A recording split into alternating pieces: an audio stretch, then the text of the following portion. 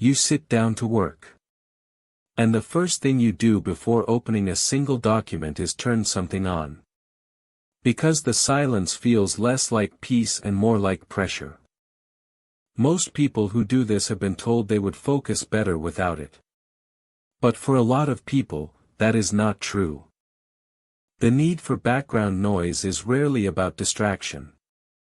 It is usually about something else entirely that most people never examine. People who always need background noise usually fall into one of four types. Each using sound for a completely different psychological purpose. Type 1, the Stimulation Seeker. In silence their mind does not settle. It wanders.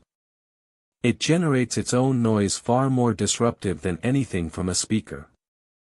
The background noise fills the channel that would otherwise be occupied by the brain's own restless output. For them, silence is the distraction.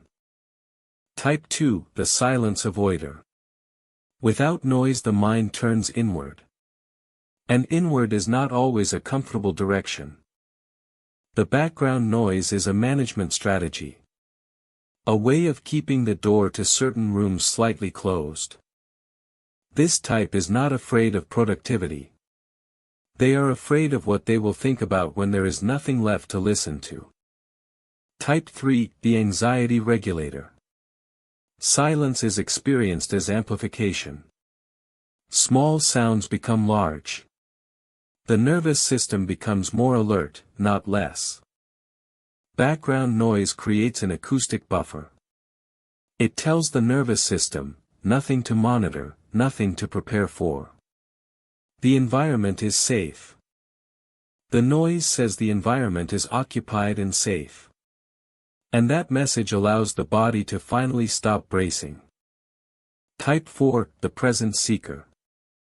An empty quiet room feels genuinely lonely. Not dramatically.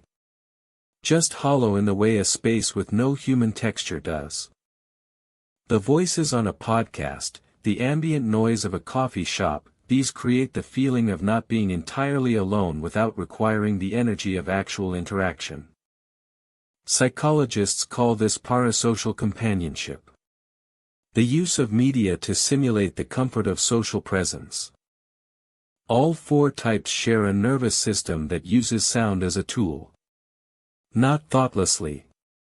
Deliberately. Even when that deliberateness is entirely unconscious. The instinct to reach for the speaker first is the mind already knowing what it needs. The question is always what they are building with it. So which one are you? The Stimulation Seeker, the Silence Avoider, the Anxiety Regulator, or the Presence Seeker? If this made you think different, hit subscribe. Reverse Hub isn't just a channel. It's a mindset.